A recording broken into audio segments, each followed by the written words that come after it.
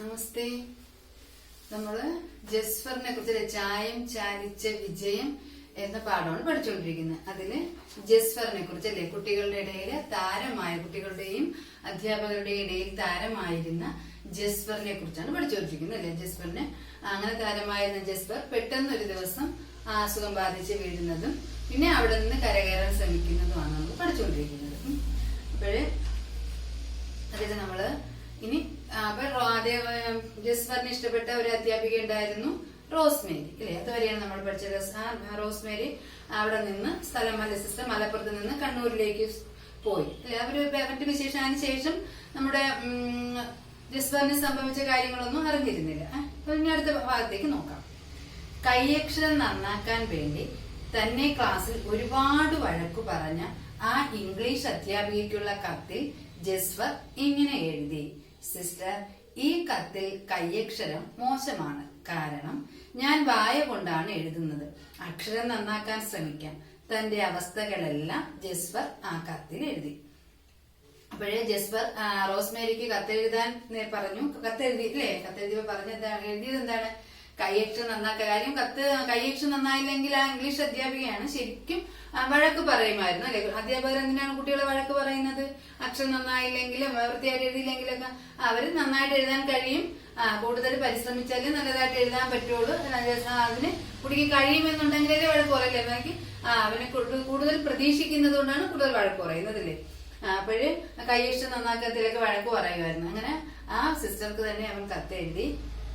കത്തിൽ ഇങ്ങനെയാണ് എഴുതിയത്: സിസ്റ്റർ, ഈ കത്തിൽ കൈയക്ഷരം മോശമാണ് അല്ലെ. ഈ കത്തിൽ അന്നത്തെക്കാളും മോശമാണ് എന്റെ ഇപ്പോഴത്തെ അക്ഷരം. കാരണം ഞാനിപ്പോൾ വായ കൊണ്ടാണ് എഴുതുന്നത്. അക്ഷരം നന്നാക്കാൻ ശ്രമിക്കാം അല്ലെ. ഞാനിപ്പോൾ വായ കൊണ്ടാണ് എഴുതുന്നത്. ഞാൻ ഇനി എന്റെ അക്ഷരങ്ങൾ അങ്ങനെ എഴുതി നന്നാക്കാൻ ശ്രമിക്കാം. തന്റെ അവസ്ഥകളെല്ലാം ജസ്ഫർ ആ കത്തിൽ എഴുതി. തന്റെ ഇപ്പോഴത്തെ അവസ്ഥകളെല്ലാം ജസ്ഫർ കത്തിൽ എഴുതി. ആ കത്ത് കിട്ടിയ ഉടൻ തന്നെ സിസ്റ്റർ ജസ്ഫറിന് മറുപടി എഴുതി. സിസ്റ്ററിന്റെ ആ മറുപടി ജസ്ഫറിന് ഒരുപാട് പ്രതീക്ഷകൾ നൽകി. ജസ്ഫർ വീണ്ടും എഴുതാൻ ശ്രമിച്ചു. വായ കൊണ്ട് എഴുത്ത് തനിക്ക് വഴങ്ങുമെന്നായപ്പോൾ സാവധാനം പെൻസിൽ കൊണ്ട് തന്റെ കഥാപാത്രങ്ങളെ വരയ്ക്കാൻ ശ്രമിച്ചു. നിരന്തരമായ ശ്രമങ്ങൾ തന്റെ പ്രിയപ്പെട്ട കഥാപാത്രങ്ങളെയും മനസ്സിൽ കണ്ട സുന്ദര ദൃശ്യങ്ങളും വായിലൂടെ ക്യാൻവാസിൽ പകർത്താൻ ജസ്ഫറിന് സാധിച്ചു. അപ്പോൾ ജസ്ഫർ തന്റെ പ്രിയപ്പെട്ട ടീച്ചർക്ക് കത്തെഴുതി. അപ്പോൾ ടീച്ചർ എന്ത് ചെയ്ത് തിരിച്ചു മറുപടി അയച്ചു. അറിഞ്ഞില്ലായിരുന്നു ജസ്ഫർ ഇങ്ങനെ ഒരവസ്ഥയിലായിരുന്നു. അങ്ങനെ ജസ്ഫർ കൂടുതൽ പ്രചോദനമാകത്തക്ക രീതിയിൽ മറുപടി കത്തെഴുതി. പിന്നെ വായ കൊണ്ട് എഴുത്ത് വശമായി വന്നപ്പോൾ ജസ്ഫർ എന്ത് ചെയ്യാൻ തുടങ്ങി? ഇപ്പൊ എന്ത് പറഞ്ഞു കാണും മോനിത്? വായ കൊണ്ട് എഴുതി പരിശ്രമിച്ച് മോൻ എന്ത് ചെയ്യണം? പഴയതുപോലെ വരയ്ക്കാനൊക്കെ ശ്രമിക്കണമെന്ന് പറഞ്ഞിട്ടുണ്ടാവും അല്ലെ. അതുപോലെ ജസ്ഫർ പിന്നെ ഇതിലൂടെ പടങ്ങൾ വരയ്ക്കാൻ, വായ വെച്ച് പടങ്ങൾ വരയ്ക്കാനും ശ്രമിച്ചു. അങ്ങനെ നിരന്തരമായ പരിശ്രമങ്ങൾ കൊണ്ട് തന്റെ പ്രിയപ്പെട്ട കഥാപാത്രങ്ങളെല്ലാം ജസ്ഫർ വരച്ചു തുടങ്ങി അല്ലെ. പരിശ്രമം ചെയ്യുകിൽ എന്തിനേയും വശത്തിലാക്കാം കഴിവുള്ള മർത്യൻ അല്ലെ. അങ്ങനെ ആണല്ലേ. നമ്മൾ പരിശ്രമം ചെയ്താൽ എന്ത് ചെയ്യാം? പരിശ്രമിച്ചാൽ എന്തിനേയും നമുക്ക് നേരിട്ട് നമ്മൾ സ്വപ്നം കാണുന്നത് സാക്ഷാത്കരിക്കാൻ നമ്മുടെ പരിശ്രമങ്ങളിലൂടെ കഴിയും. പെയിന്റിങ്ങിനൊപ്പം തന്നെ വായനയും ജസ്ഫർ ശീലമാക്കി അല്ലെ. പെയിന്റിങ് അവന്റെ ഇഷ്ടവിനോദമായിരുന്നു ജസ്ഫറിന്റെ. അതുപോലെ അതിനോടൊപ്പം വായനയും ശീലമാക്കി അല്ലെ. വായനയിലൂടെയാണ് അറിവ് വർദ്ധിക്കുന്നത്. പെയിന്റിങ്ങിനൊപ്പം തന്നെ വായനയും ജസ്ഫർ ശീലമാക്കി. തന്റെ ഈ പരിമിതികൾക്കിടയിലും ഒരുപാട് സ്വപ്നം കണ്ടിരുന്ന ജസ്ഫറിന് അബ്ദുൽ കലാമിന്റെ അഗ്നിച്ചിറകുകൾ വായിച്ചപ്പോൾ അദ്ദേഹത്തെ നേരിൽ കാണണമെന്ന് ആഗ്രഹം തോന്നി. പെയിന്റിങ്ങിനൊപ്പം തന്നെ വായനയും ജസ്ഫർ ശീലമാക്കിയിരുന്നു അല്ലെ. സമയം വേറെ ഒന്നും ചെയ്യാനില്ല ജസ്ഫറിന്. വരയ്ക്കും പിന്നെ വെറുതെ സമയമാണ്. അപ്പോഴെന്ത് വായന ശീലമാക്കി. അങ്ങനെ വിചാരിച്ച വായനക്കിടയിൽ അദ്ദേഹം നമ്മുടെ അബ്ദുൽ കലാം അറിയാം. ആരാണ്? APJ അബ്ദുൽ കലാം. നമ്മുടെ ഇന്ത്യയുടെ 11ാമത്തെ പ്രസിഡന്റ് ആയിരുന്നു അബ്ദുൽ കലാം. അദ്ദേഹത്തിന്റെ അഗ്നിച്ചിറകുകൾ അല്ലെ, ദ വിങ്സ് ഓഫ് ഫയർ നിങ്ങൾ കേട്ട്, ആ അഗ്നിച്ചിറകുകൾ അദ്ദേഹം വായിക്കാനിടയായി. അത് വായിച്ചത് മുതൽ എന്താണ് ഒരു ആഗ്രഹം? എന്താണ്? അദ്ദേഹത്തെ ഒന്ന് നേരിൽ കാണണം. അദ്ദേഹത്തിന്റെ ആത്മകഥയാണ് അതല്ലേ. അപ്പോൾ അദ്ദേഹത്തെ ഒന്ന് നേരിൽ കാണണമെന്നൊരു ആഗ്രഹം തോന്നി. അന്ന് ഇന്ത്യൻ പ്രസിഡന്റാണ് അബ്ദുൽ കലാം. സ്വന്തമായി എഴുന്നേൽക്കാൻ പോലും കഴിയാത്ത താൻ എങ്ങനെ രാഷ്ട്രപതിയെ ചെന്ന് കാണും? ആ ആഗ്രഹം ഒരു പകൽ സ്വപ്നമായി കൊണ്ടു നടന്നു ജസ്ഫർ. ജസ്ഫറിന്റെ അല്ലെ നമ്മൾ പറയും എന്താണ്, പകൽ കാണുന്ന സ്വപ്നങ്ങളൊന്നും ഫലിക്കാറില്ല, രാത്രി വെളുപ്പാൻ കാലത്ത് കാണുന്നതാണ് ഫലിക്കുന്നതൊക്കെ. അതുകൊണ്ട് തന്നെ ജസ്ഫർ ഇതൊരു പകൽ നടക്കാത്ത സ്വപ്നമാണ് അല്ലെ. കാര്യം അന്ന് ഇന്ത്യൻ പ്രസിഡന്റ് ആണ് അല്ലെ, ഭാരതത്തിന്റെ പ്രസിഡന്റ് ആണ് അബ്ദുൽ കലാം. ആ അബ്ദുൽ കലാമിനെ ഈ ശയ്യാവലം അല്ലെ ശയ്യയിൽ കിടക്കുന്ന ജസ്ഫർ എങ്ങനെ കാണാനാണ്? അതുകൊണ്ട് തന്നെ ജസ്ഫറിന് അറിയാം അതൊരു പകൽ സ്വപ്നമാണ് എന്ന് അറിയാമായിരുന്നു. ആ ആഗ്രഹം ഒരു പകൽ സ്വപ്നമായി തന്നെ കൊണ്ടു നടന്നു. അതുവരെ പോർട്രേറ്റുകൾ ഒന്നും വരയ്ക്കാത്ത ജസ്ഫർ കലാമിന്റെ ഒരു പോർട്രേറ്റ് വരച്ചു അല്ലെ. അതൊരു രൂപങ്ങളൊന്നല്ല, മനുഷ്യ ചിത്രങ്ങളൊന്നും അങ്ങനെ പോർട്രേറ്റ് വരയ്ക്കാതിരുന്ന ജസ്ഫർ അന്ന് മുതൽ അബ്ദുൽ കലാമിന്റെ പോർട്രേറ്റ് വരയ്ക്കാൻ വരച്ചു. എന്നിട്ട് രാഷ്ട്രപതി ഭവനിലേക്ക് അയച്ചു. എന്നിട്ട് ആ പോർട്രേറ്റ് അബ്ദുൽ കലാമിന്റെ പോർട്രേറ്റ് വരച്ചിട്ട് രാഷ്ട്രപതി ഭവനിലേക്ക് അല്ലെ, രാഷ്ട്രപതിമാർ താമസിക്കുന്ന വീട്ടിനെയാണ് എന്തെന്ന് പറയുന്നത്, ഇന്ത്യൻ രാഷ്ട്രപതി താമസിക്കുന്നത് രാഷ്ട്രപതി ഭവൻ എന്നാണ് അറിയപ്പെടുന്നത്. അവിടേക്ക് അയച്ചു. അതിൽ കലാമിനെ കാണാനുള്ള ആഗ്രഹവും എഴുതിയിരുന്നു. ആ പോർട്രേറ്റിനോടൊപ്പം ഞാൻ ഒരുപാട് ആഗ്രഹിക്കുന്നു, അങ്ങയെ ഒന്ന് നേരിൽ കാണണമെന്ന ആഗ്രഹവും ആ കത്തിലുണ്ടായിരുന്നു. ഉടൻ തന്നെ ജസ്ഫറിനെ അഭിനന്ദിച്ചുകൊണ്ടുള്ള മറുപടി രാഷ്ട്രപതി ഭവനിൽ നിന്ന് വന്നു അല്ലെ. ഉടൻ തന്നെ രാഷ്ട്രപതി ഭവനിൽ നിന്ന് മറുപടി വന്നു. ജസ്ഫറിനെ അഭിനന്ദിച്ചുകൊണ്ട്, ആ പോർട്രേറ്റ് കണ്ട് സന്തോഷം തോന്നി അദ്ദേഹത്തെ അഭിനന്ദിച്ചുകൊണ്ട് രാഷ്ട്രപതി ഭവനിൽ നിന്ന് മറുപടിയും വന്നു.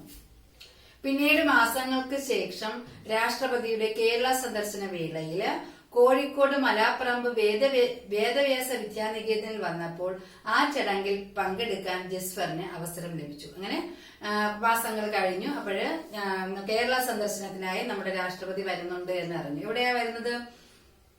മലാപ്പറമ്പ് വേദവ്യാസ വിദ്യാനികേതൻ, നമ്മുടെ ഒരു സ്കൂളാണ് മലയാപ്പറമ്പിലുള്ള സ്കൂൾ, അവിടെയാണെന്ന് രാഷ്ട്രപതി വന്നത്. വേദവ്യാസ വിദ്യാനികേതനിൽ വന്നപ്പോൾ ആ ചടങ്ങിൽ പങ്കെടുക്കാൻ ജസ്ഫറിന് അവസരം ലഭിച്ചു. ചടങ്ങിൽ മുൻപന്തിയിലായിരുന്നു ജസ്ഫറിന്റെ സ്ഥാനം അല്ലെ. ചടങ്ങില് വേദിയിൽ ഇങ്ങനെ സ്ഥാനം നിശ്ചയിച്ചിട്ടാർപ്പിക്കണം. അപ്പൊ വേദിയിൽ മുൻപന്തിയിൽ തന്നെയായിരുന്നു നമ്മുടെ ജസ്ഫറിന്റെ സ്ഥാനം. വേദിയിൽ ഇരിക്കുന്നവരോട് അബ്ദുൽ കലാം പറഞ്ഞു, ജസ്ഫറിനെ മാതൃകയാക്കൂ. വേദിയിൽ ഇരിക്കുന്ന ഒരുപാട് പേരിരിക്കുന്ന വേദിയാണ്. ആ വേദിയിൽ നോക്കി അബ്ദുൽ കലാം പറഞ്ഞു, നിങ്ങൾ ആരെ മാതൃകയാക്കൂ? ജസ്ഫറിനെ മാതൃകയാക്കൂ. എന്താ കാര്യം? മനസ്സിൽ ഒരാഗ്രഹം തോന്നിയാൽ അതിന് മറ്റൊന്നും ഒരു തടസ്സമല്ല. അതിന് ഉദാഹരണമാണ് ജസ്ഫർ. അബ്ദുൽ കലാമിന്റെ വാക്കുകൾ ജസ്ഫറിന്റെ ജീവിതത്തിലെ അത്യപൂർവമായ നിമിഷങ്ങളിലൊന്നായി. സ്വപ്നം സാക്ഷാത്കരിക്കപ്പെട്ട ദിവസം. ഒരു ദിവസം ചുരുങ്ങിയത് 3 മണിക്കൂറെങ്കിലും ജസ്ഫർ പെയിന്റിങ്ങിന് വേണ്ടി മാറ്റിവെക്കും. ചിലപ്പോഴത് 10-15 മണിക്കൂറാകും അല്ലെ. ജസ്ഫറിന്റെ സ്വപ്നം സാക്ഷാത്കരിക്കപ്പെട്ട ദിവസമാണ് അല്ലെ. ആ പൊതു ചടങ്ങിൽ അത്രയും പേരുടെ മുന്നിൽ വെച്ച് അബ്ദുൽ കലാം അല്ലെ, ഇന്ത്യയുടെ പ്രസിഡന്റ് അല്ലെ, നമ്മുടെ പ്രസിഡന്റ് പറഞ്ഞതാണ് എന്താണ്, നിങ്ങൾ ജസ്ഫറിനെ മാതൃകയാക്കോ. മനസ്സിലൊരു ആഗ്രഹം തോന്നിയാൽ അതിന് യാതൊന്നും ഒരു തടസ്സമല്ല അല്ലെ. അതിന് ഉദാഹരണമാണ് നമ്മുടെ ജസ്ഫർ. മനസ്സിലൊരു ആഗ്രഹം തോന്നിയാൽ അത് മറ്റൊന്നും ഒരു തടസ്സമല്ല. പിന്നെ ഒരു ദിവസം പിന്നെ ദിവസം മണിക്കൂറുകളോളം ആദ്യമൊക്കെ വരച്ചു. 3 മണിക്കൂറായി. പിന്നെ അത് ചിലപ്പോൾ 10-15 മണിക്കൂറാകും. ബ്രഷ് കടിച്ചു പിടിച്ച് മനസ്സിന്റെ ക്യാൻവാസിലേക്ക് നോക്കിയാണ് ജസ്ഫർ ഓരോ ചിത്രവും പൂർത്തിയാക്കുന്നത്. അല്ലാതെ വേറൊന്നും പോയി ഒന്നും കാണാനുള്ള കഴിവില്ല അല്ലെ. മറ്റൊരാളുടെ സഹായം ഇല്ലാതെ ഒന്നും അനങ്ങാൻ പോലും ജസ്ഫറിന് കഴിയില്ല. അപ്പോഴ് എവിടെയും പോയി ഇങ്ങനെ കണ്ടു വരയ്ക്കാനൊന്നും പറ്റില്ല. അപ്പം ജസ്ഫർ തന്റെ മനസ്സിൽ നിന്നാണ് ചിത്രങ്ങൾ വരയ്ക്കുന്നത്. ഓരോ ചിത്രവും പൂർത്തിയാക്കുന്നത് അങ്ങനെയാണ്.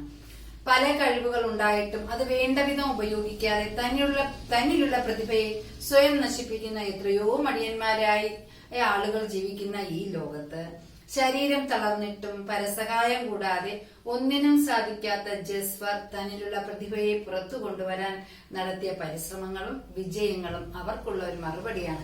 ജസ്ഫറിന്റെ ജീവിതം എന്ന് പറയുന്നത് എന്താണ്?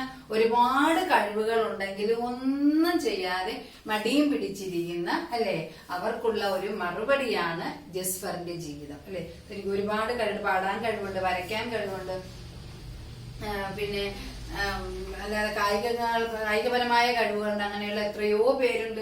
ഒന്നും ആകുന്നില്ല അല്ലെ. അവരെന്തുകൊണ്ട് ആകുന്നില്ല?